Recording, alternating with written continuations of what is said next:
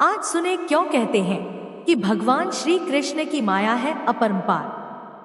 कौरव और पांडवों में भयंकर युद्ध हो रहा था।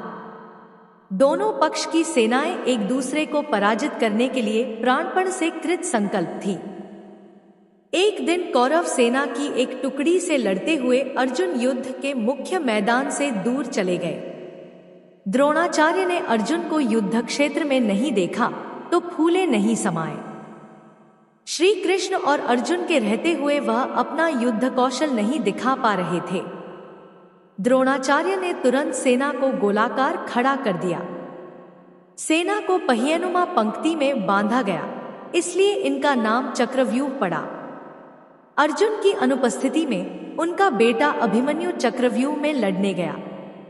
वह सफलता के साथ अंदर तो चला गया मगर बाहर न निकल सका। शत्रुओं से युद्ध करते वह बुरी तरह घायल हो गया। लड़ते लड़ते उसके हथियार टूट गए। इसी बीच 7 बड़े योद्धा उस बालक पर एक साथ टूट पड़े। जयद्रथ ने छलपूर्वक पीछे से निहत्थे अभिमन्यु पर गदा का वार किया। अभिमन्यु इसे सहन न कर सका, उसकी मृत्यु हो गई। शाम को अर्जुन शिविर में लौटे। जब उन्हें अभिमन्यु की मृत्यु का समाचार मिला तो वह शोक में डूब गए। तभी उन्हें पता चला जयद्रथ ने निहत्थे बालक को धोखे से मारा है। यह जानकर क्रोध से उनके नथुने फड़कने लगे। उन्होंने अगले दिन सूर्यास्त से पूर्व जयद्रथ के वध का प्रण किया। जयद्रथ यह सुनकर दुर्योधन के पास गया। बोले, महाराज, अर्जुन ने कल सूर्यास्त से पहले मुझे मारने की प्रतिज्ञा की है। अब मैं क्या करूं? कहां जाऊं? दुर्योधन हंसकर बोला, जयद्रथ, अर्जुन ने यह भी तो कहा है कि सूर्यास्त होने पर अगर वह तुम्हें नहीं मार पाया तो आत्मदाह कर लेगा। चिंता न करो, कल कौरवों के सारे महारथी तथा पूरी सेना तुम्हारी रक्षा करेगी। अर्जुन तुम तक पहुंच ही न पाएगा। मैंने पहले ही ऐसा प्रबंध कर दिया है। दूसरे दिन युद्ध शुरू होने पर अर्जुन की निगाहें जयद्रथ को ढूंढने लगी, मगर कौरवों की विशाल सेना में जयद्रथ कहीं दिखाई नहीं दिया। यह देखकर अर्जुन निराश होने लगे। अर्जुन को निराश होते देख श्री कृष्ण ने कहा, अर्जुन, आज जयद्रथ की रक्षा के लिए पूरी कौरव सेना एकजुट खड़ी है। उसी के बीच जयद्रथ छिपा है। इस घेरे को तोड़ने के बाद ही तुम जयद्रथ को पा सकोगे। देर न करो, समय बीत रहा है। श्री कृष्ण की बात सुन अर्जुन साहसपूर्वक लड़ने लगे। श्री कृष्ण कुशलतापूर्वक अर्जुन के रथ को चला रहे थे, पर द्रोणाचार्य की विकट व्यूह रचना के कारण सफलता अर्जुन से अभी दूर ही थी। धीरे धीरे शाम होने लगी।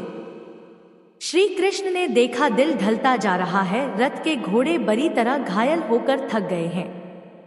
अर्जुन भी थककर निराश हो रहा है।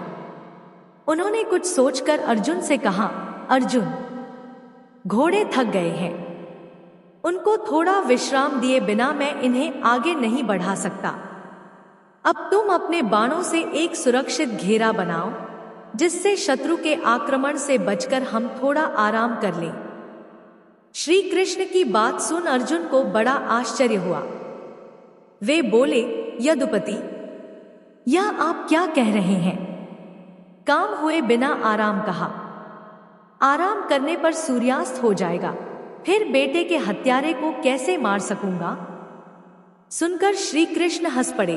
अर्जुन, बिना आराम काम नहीं होगा, इसलिए जैसा कहता हूं वैसा ही करो। अभी सूर्यास्त होने में देर है। अर्जुन को श्री कृष्ण की बात माननी पड़ी।